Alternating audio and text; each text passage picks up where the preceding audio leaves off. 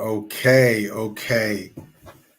Welcome to the Herman Stewart Mentoring Show. I'm just really excited about today's show. Even before before we've come live, we've been talking behind the scenes and just there's so many questions I want to ask, but I said I'm just going to leave it until we go live. I've got a really interesting an inspiring guest as well today. The guest that I'm with today, she's a head teacher.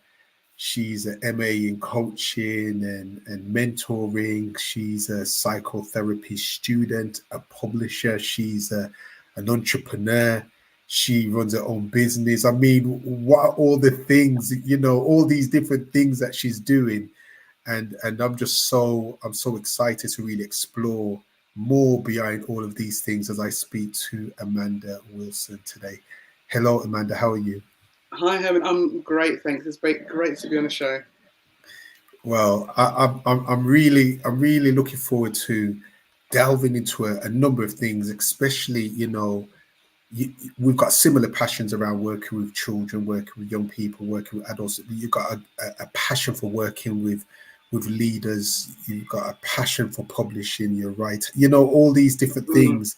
There's so many different things that resonate, and I just really want to be able to dig beyond the surface to be able to give myself more understanding and give the audience more understanding. And I would say, all those that are watching as well, just please feel free to post any questions, any thoughts, any suggestions, any insights that you might get from the conversation. Please feel free to make comments. So we've looked at all these different things. mm, We just, we've shared that you're a head teacher. You've gone to Oxford and you've done a coaching and mentoring masters. You're a publisher. I know that you've got plans for more books. An entrepreneur. You're all these different kinds of things.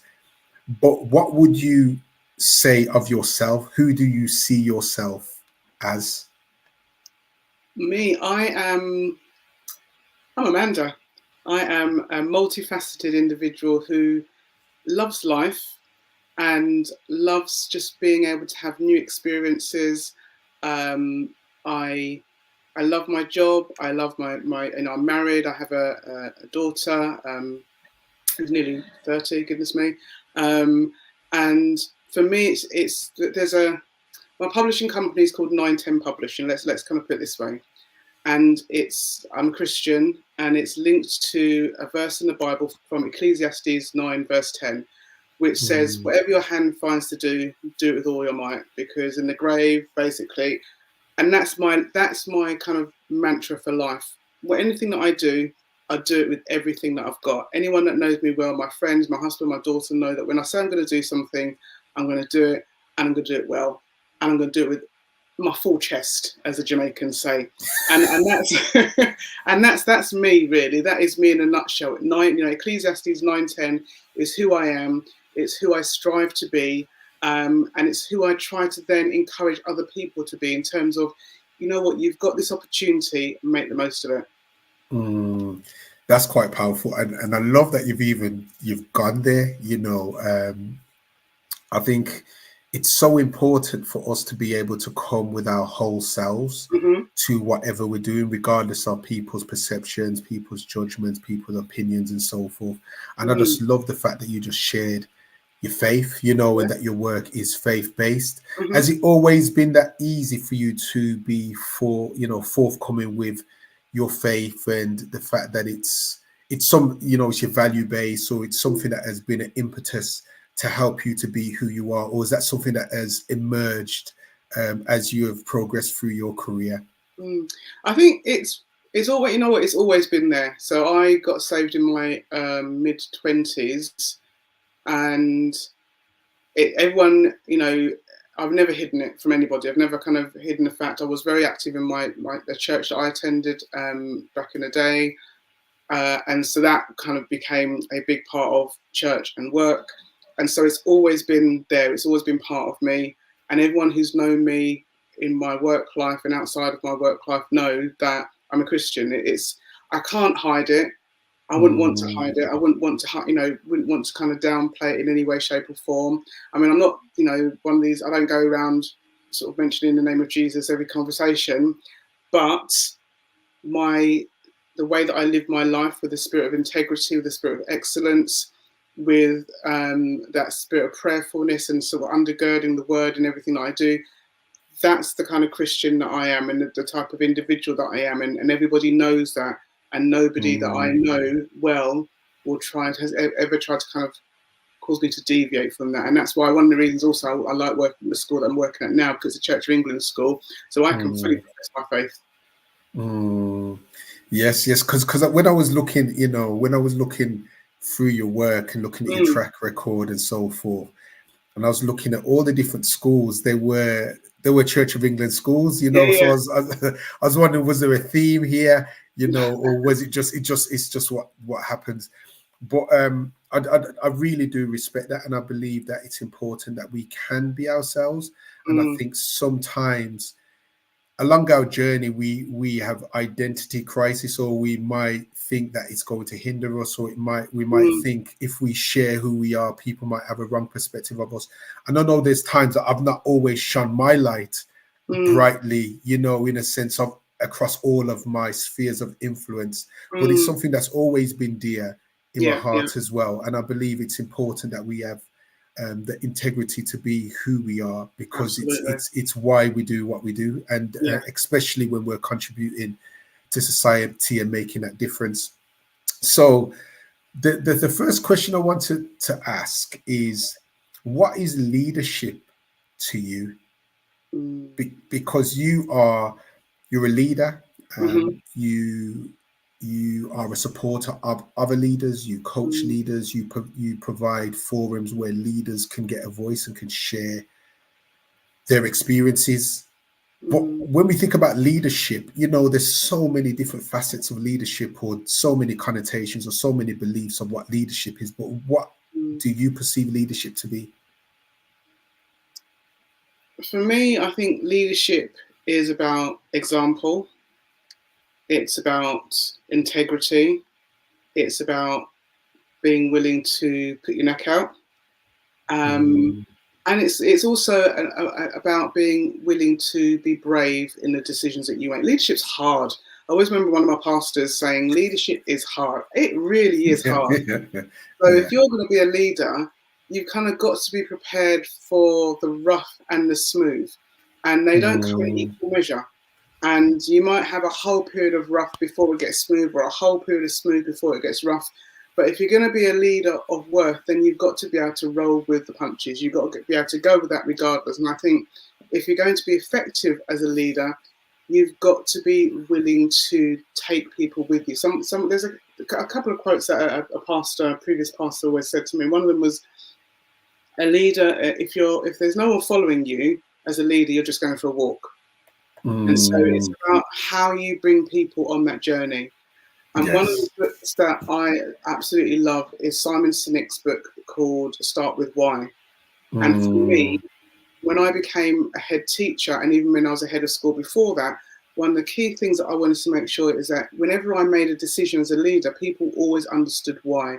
Because when they understood why, when they understood the purpose and where we were going, they were able to then come and jump on board and follow. And never before was that necessary than during COVID, because I became a teacher in September 2019, then March 2020, it was, shut down, COVID. Nobody had a blueprint. Nobody had any guidelines for what you do or how you do it. There was nobody that I could go to say, what do you do in this situation? Because, experienced heads 10, 15, 20 years were navigating it themselves. But what worked for me as a leader was making sure that I was able to communicate to staff and say, right, this is what I think we should do. This is why I think we should do it. Let's go with it. And if it doesn't work, it doesn't work. We'll move on to the next thing. And I think leadership is having that ability to take people with you on the journey. When you said leadership is hard, I just really, there was an amen there.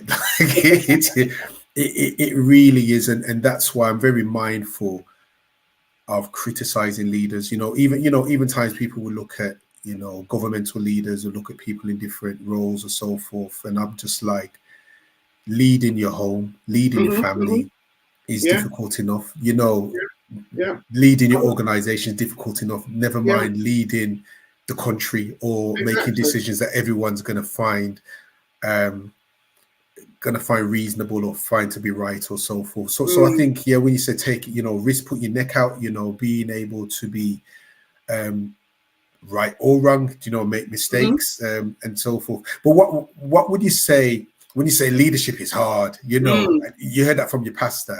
mm. So leadership is hard. In your experience of leadership, what have you found hard that you've overcome and that you've been able to go beyond? What have you found hard that now may be a bit more Mm. easier and on your journey now? I think it's making decisions that you know others might not agree with, but being Mm, able to stick with that because you know that it's right for that particular point in time. And I think it's also recognizing that you're never going to please everybody. And I think mm, that's where, for me, the coaching, the mentoring, the psychotherapy has helped me because I've kind of got a better understanding of human nature. And so I understand how people respond to and react to change and to situations where they're unfamiliar with.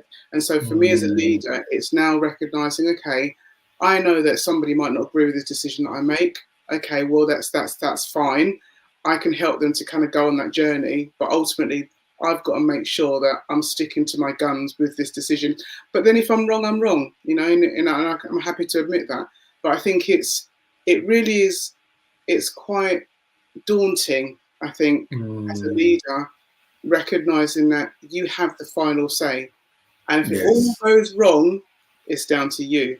You know, and I Mm, looked at like you talked about, you know, sort of leaders and stuff, and I looked at people, you know, Rishi Sunak and Sadiq Khan, you know, and I think about those individuals who ultimately that's who people are looking at when things go wrong. Like for instance, at the moment, you know, the latest thing in the news is Sadiq Khan decided to rename a lot of the overground stations in London and name them mm, pivotal sort of points in history. And there's people that agree and people that disagree. But and I totally disagree for my own personal reasons. But he's made that decision, and now he's got to mm. stick with the criticism or the celebration that may come with it. And as a leader, for me, it was hard for me to kind of think, okay, I like people liking me. You know, I like to know that people like Yes. me because that's just the kind of person I am. And so Yeah. getting used to people saying, "Oh, okay, well that doesn't seem right," and knowing that people are going to no behind my back and what have you, which is why Mm, you need to come and talk to me because if you don't tell me, there's nothing I can do about it. So it's kind of yes. having to navigate people's opinions, knowing that not everybody that I work with is a child of God, and even every child of God doesn't always come correct. So it's recognizing that Mm, ultimately you're working with people, and when you're working with yes. people, they're a challenging bunch. That's the bottom line. Yes. Yes. And I mean, what you're saying around just being able to be liked and Mm, sometimes being heavily influenced by that, especially with, and I found that now, especially with social media. mm, Um, it's funny. I was speaking about it yesterday.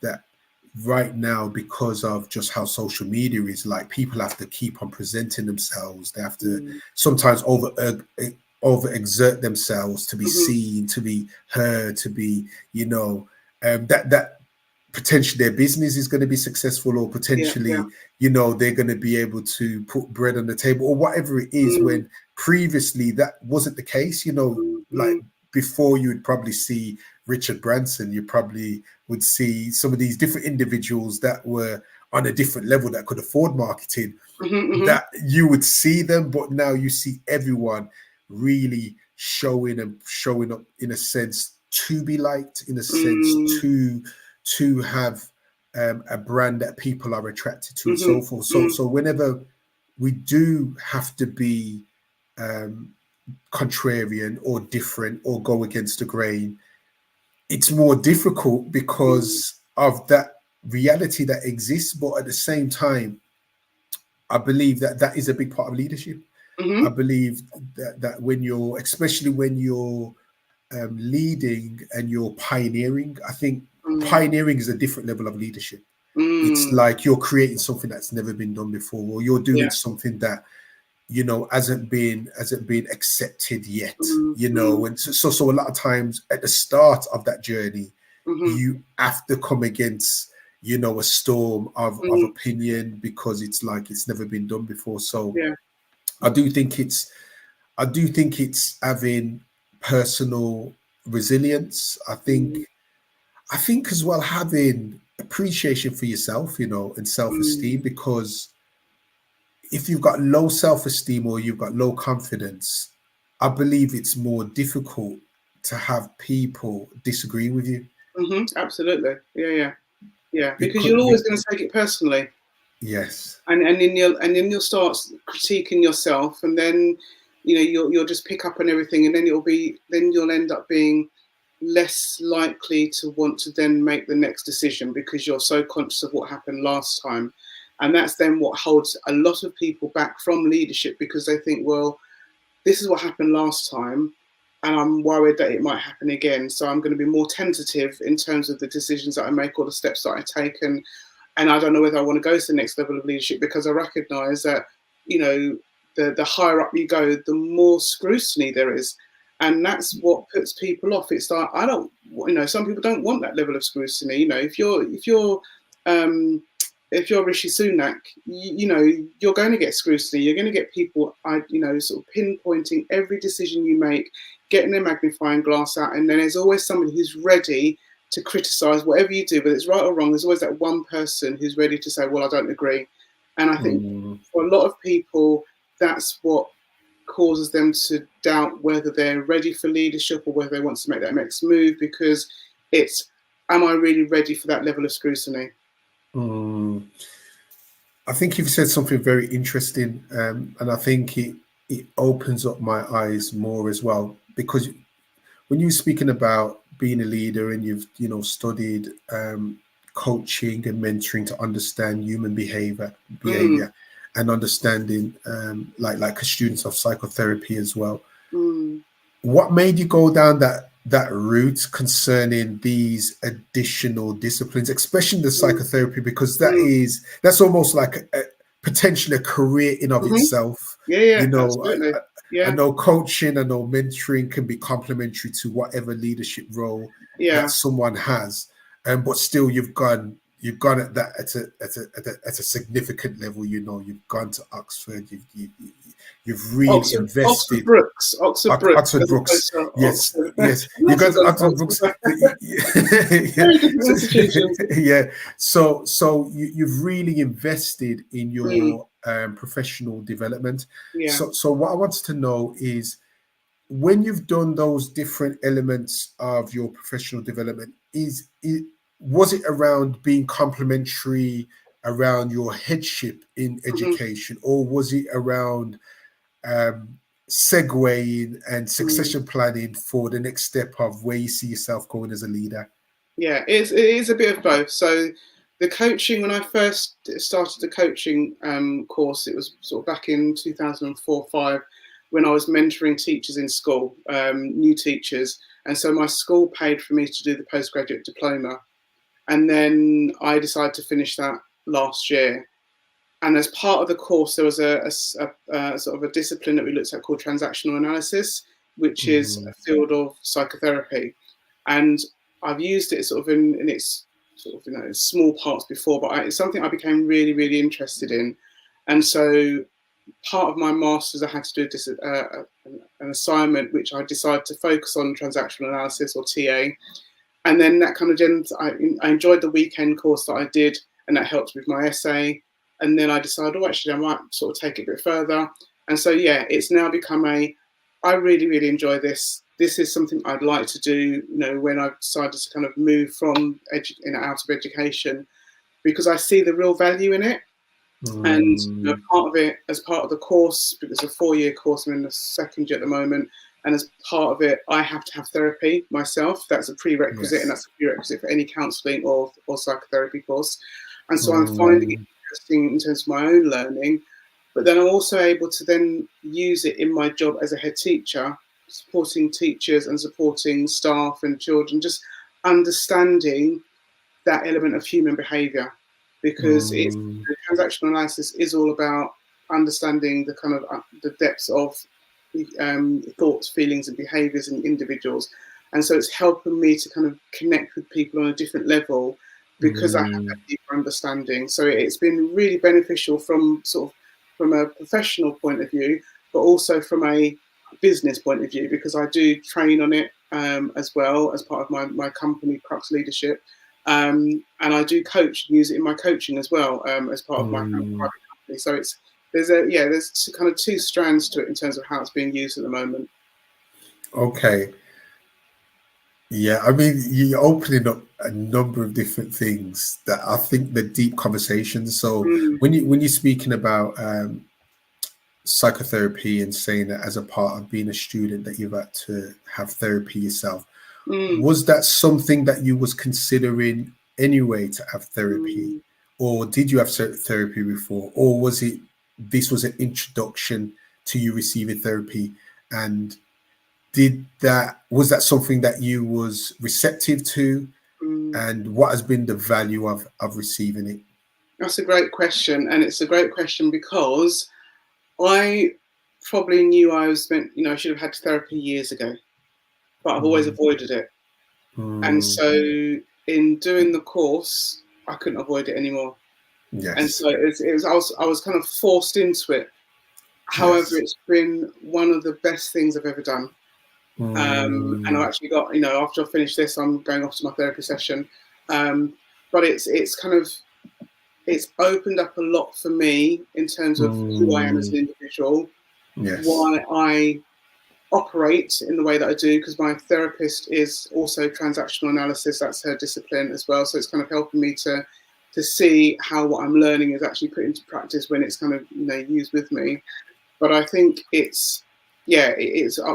keep saying it's one of those things that I should have done ages ago. One of my friends is a therapist, and I remember having a conversation with her a couple of years ago saying, can you recommend anybody? And she did. And I had an initial phone call and I didn't take it any further. And it was probably fear in terms of, what's going to be uncovered. And it's also, when I started my course in 2022, and I had a therapist at the beginning of last year who there was no connection there. There's no rapport. And so I think that's probably part of the challenge is, am I going to find the right person? The therapist that I've got now is absolutely amazing. And I think that's probably what put me off. It's the fear of, I've got to go to places that I don't know whether I'm comfortable with going to. And also, can I find somebody who I'm going to be comfortable going there with? So it's been an interesting journey. It really has. And I really appreciate, just your honesty, really. And I think it's something that a lot of people probably share, because I know that I definitely had that experience, in the sense of having a fear of going counselling or so forth. Like, what would I find, or would I be able to cope, or so forth. But I've been going through therapy myself, and I've found it so enlightening for myself. Being able to process things without them being thoughts. Because I think a lot of it, the reality of it is we all reflect, or we might reminisce or go through certain thoughts, but we only look at it through our perspective. But then when you're going through therapy, it's like you verbalize them, and then they become something more than your thought. And then, you got someone else that looks at them or asks questions about them, that questions that you wouldn't necessarily come up with, and I've found it really encouraging in that sense, and really grounding. It's the only time, also one of the only times, that you're ever going to have somebody who for 50 minutes to an hour is going to be totally there for you, just listening and holding a space for you.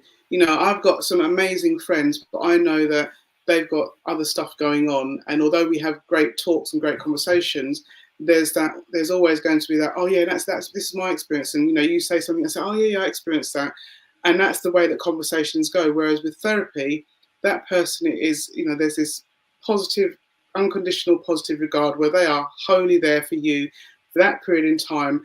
And that's really special.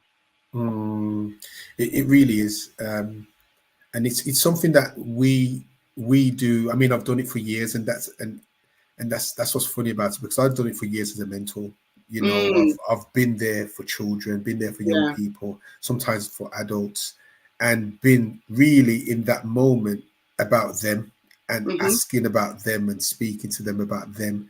Mm, And it's funny because before I was really a mentor, I was mentoring, but at the start of it, I was studying counselling, and I mm, was studying. I studied, and I got to the point where you have to then get a counsellor. You yeah, know, yeah, you have to have sessions for yourself, and you yeah. know, if you're serious and you want to be a counsellor. But I realized that I couldn't give guidance or Mm, wise counsel to children or young people and so forth, because that's something a bit different. Like yeah, counseling, you have yeah, to be more, you have to ask questions, and yeah, yeah. you paraphrase. And so I seen it was something different than what I perceived it to be. So that's why I went down the mentoring Right. route. Okay. But as a counselor, you have to have counseling every month to be able to offload what is actually being unloaded on you, to tell the Yeah. truth. So even as a leader, Mm, it really should be mandatory, really, mm, as a leader, a leader of staff, a leader of people, you being a person that's going to be taking on board all the different things, the different mm, challenges and so forth, that you do have someone to offset that mm. too. So it's good to hear that even in your work now, your pursuit of what you're doing, that you've got that and you've Yeah, found the right absolutely. the right Yeah. person. One of the things I want to ask, is because you've had a passion for working with children, with Hmm. young people. Where did that come from, actually, before I even go into the question? Where did it start that you wanted to work with children? It was just something I happened upon, completely honest. It's not something I'd always wanted to do. I started my career in retail, and then in my late 30s, I kind of basically took a diversion, and I became a learning support assistant. Started off as a TA in a school, and then decided to train as a teacher. And it was more because, and I say, I've said this quite a lot. It's more because it fit in with the holidays, because Mm, my daughter was quite young at the time, and childcare was quite expensive. So to know that I didn't have to pay for childcare at certain points in the year, and I could spend time with her was great.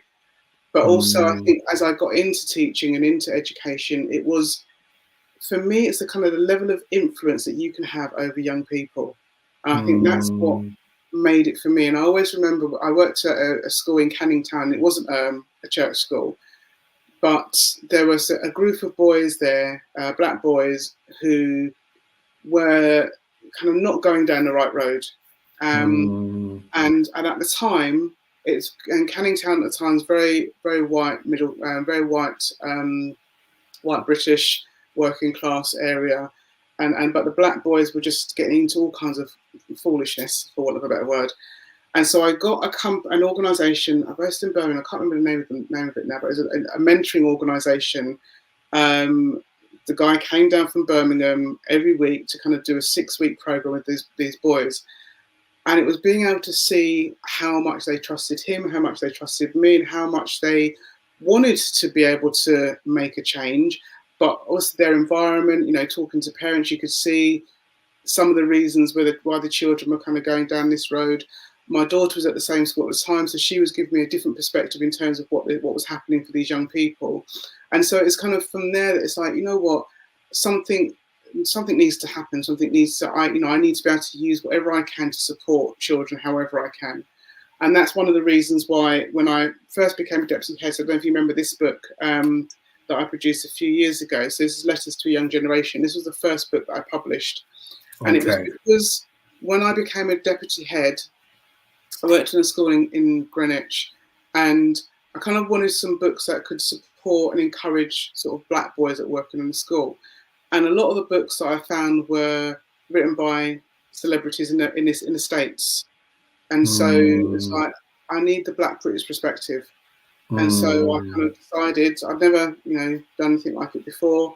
sent off a load of emails to random people that I'd never met before, asked me if they wanted to write a letter, and I got 13 letters. So Sheldon Thomas, Hugh Quashie, Julian Golding is a friend of mine, David Lammy, all wrote letters for this book, which then led on to the next book, because I then did one for girls. So the first one was 2014. This was 2016 for girls. So this had Angie Greaves, Miss Dynamite, Sunita, all wrote letters for me. And then the most recent one, to make a triplet, is the one for school leaders. Just wanting to create something for, and I called especially all three of them really, they're mentors in a book, because it's, I was very aware of your work back when I was doing the boys book, and it was like, this is what is needed, because there is such a lack of it, especially at the time when I started doing the book. And actually, for young men and young boys to be able to access something that's solely for them, but from a perspective that they understood, because the American perspective is very different from the British perspective. So for me, it's like, how can we make sure these boys and these girls know that there's somebody that's kind of cheerleading them on from the sidelines. And so for me, it's wanting to make sure that every time I have an opportunity to pour into a young person and say, look, I want to see you succeed. I want to see you go places. I want to see you just, fulfill your potential. I'm going to make sure I do it. And it's the same. It's the same with with those that I don't know. It's like, you've got this opportunity to do something really great, and it doesn't have to be something that's all singing or dancing, but knowing that you are doing your best to reach whatever your potential is as an individual, because everybody's potential is different. And so being able to give people that opportunity to say, okay, this is what I want to do. If somebody tells me this is what I want to do, you better believe I'm behind them every step of the way, saying, right, what do you need to do? How are you going to get there? What can I do to support? Because I will be your biggest cheerleader every single time. Wow. I mean, when you bring up those books, I'm sure that's what I'm sure you contacted me or something. Like, you've forgotten me. You don't remember, because back in about 2014, we were quite in contact quite a lot, and there's a few events that we were at that we did together. And there was one, I think it was at the Institute of Education. Okay. I think it's when you released your book, Every Child. Okay. Child Needs a Mentor. Okay, that's where I done a book launch. Yes. Yeah. Wow. Yeah.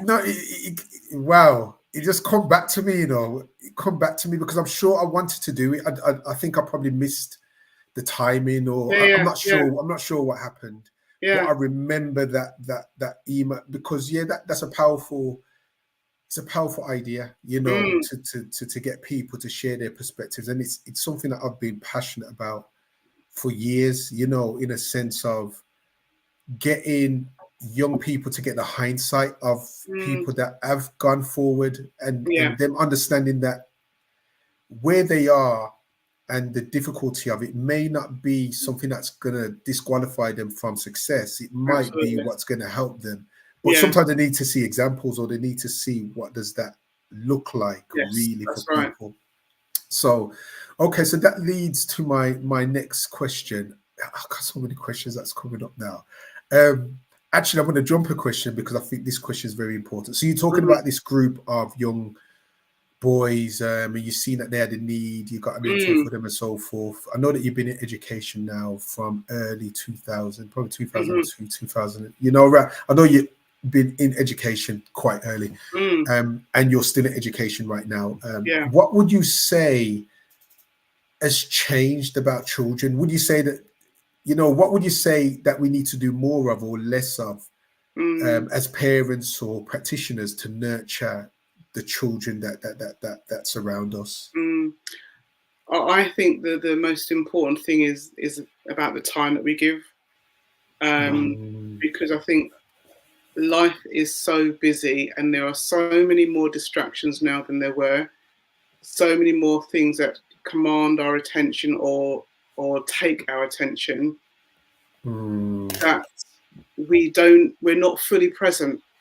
And I Mm, think, I see parents come through, and we have this thing, especially in the early years section, where parents aren't allowed to come through their phones. And it's like, you want parents to, if your child is coming, greet your child, say hello to your child, have that conversation where you're actually genuinely interested in what they're doing, as opposed to picking up your child, sort of saying hello, and then get back on your phone and continue the conversation. It's being mm, able to spend quality time, and it doesn't have to cost anything. It's that sitting down together.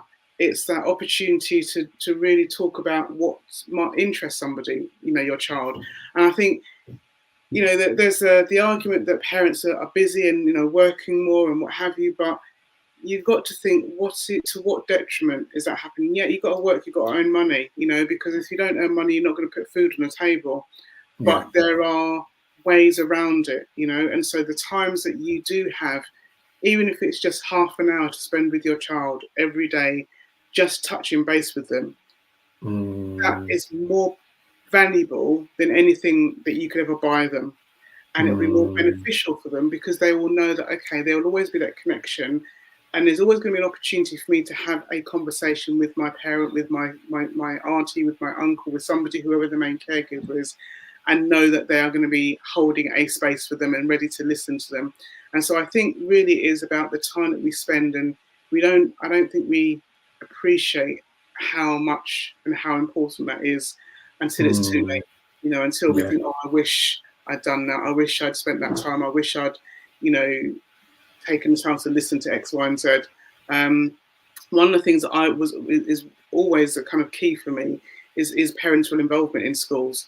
And Yeah. it's like, okay, we have parents' evening.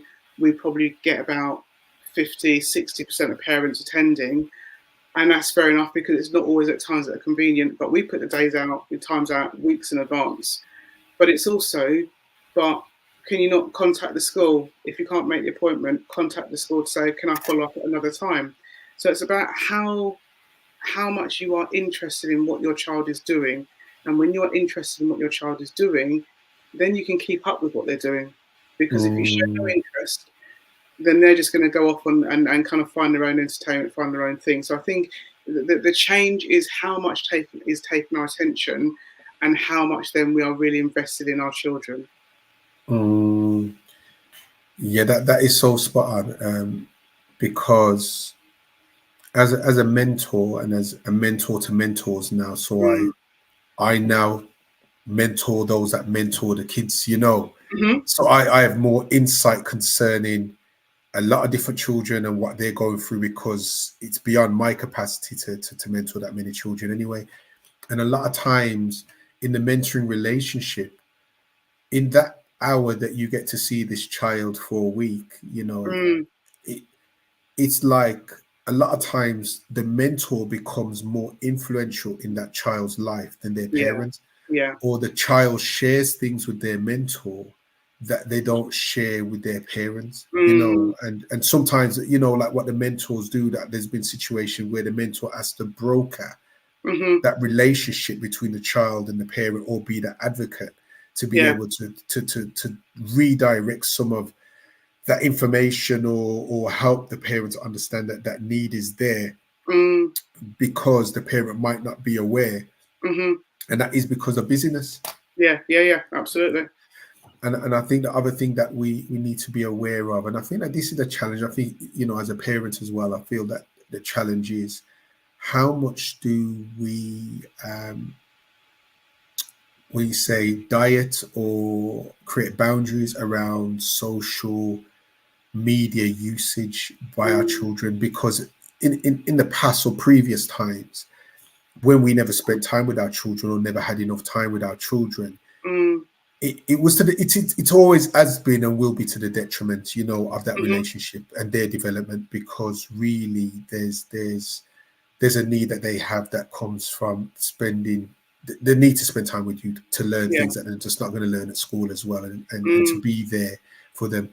But now there's people on YouTube, or people on TikTok, or people on Snapchat, that they can get their attention deficit remedied from people that a lot of times they're Mhm. misguided. Yeah, you, yeah, know, absolutely, definitely. so it's almost like there's a real dichotomy there. There's a real Mm, risk as well, where there's a lack of attention mm. and what is filling that attention. So I mean, we're nearly finished. I mean, we've got Mhm. 5 minutes left. We've got five Quick. minutes left. It's flown by. And I mean, I've not asked 50% of my questions. I've not, I've not done that. I mean, I definitely want to ask this question.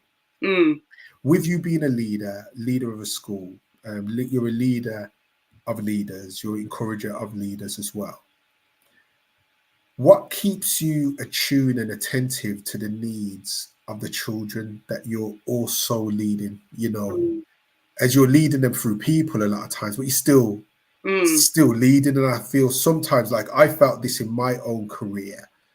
Is the more that I became strategic and the more that mm, I was more responsible for data and mm, information and results, and it's almost like a part of me closed off mm, to when I was just face to face working mm, with children. And I know some leaders speak of this when they were fully teachers teaching, and mm, then now their teaching time is significantly reduced. How do you mm. stay attuned to the needs of the children and being attentive to them? I mean, I'm quite fortunate, and it's one of the reasons I chose the school. So I work in a one-form entry school, so about 210 children altogether. I know all the children in my school. I make a Mm, point of, interacting with them. So whether it's going out at play times, I do what we call collective worship once a week. So I'm interacting with them. I go into classes on a regular basis. I connect with them. So I mm, make sure. What I don't want is to go into my reception and nursery class ever and they look up and see this person, I haven't got a clue who I am. At the moment when I go mm. into my reception and nursery class, Mrs. Wilson, Mrs. Wilson, Mrs. Wilson, I paid this, I paid this, I paid this. And that's fantastic. And that's what I want. And what I want is for, as if I do it when they're younger, as they're going through the school, they will always know who I am. We're on, as happens a lot in schools, I'm always on the gate, one of the gates at the end of the day, the beginning or the beginning of the day. So I'm connecting with the parents as well. So it's having a relationship with the children and it's making sure that it's intentional. And as much as there are times when I sort of have to sit, I've sat at my desk for 2 hours, it's time to move, I then make sure I move and make sure that, my office door is always open. So children always coming past or popping their head in or doing something. They know who I am as a head teacher. I'm not just a name above a door. I'm an individual that Mm. they know they can interact with. And I'm not just some, hierarchy that sits in an office all day. They know who I am and what I'm about, and that's what makes a difference. Mm. That's a fantastic answer. That is, and very intentional. The Yeah. fact that you know all the children, you make yourself available, you make Mm, yourself accessible. There's a desire. You're cognizant that you don't want the absolutely. children not to be aware of who you Yeah. are. And I think that is what's going to make you different. Mm, Because as a leader, as you said, being a leader is hard. You've been mhm, a leader for a good amount of years now.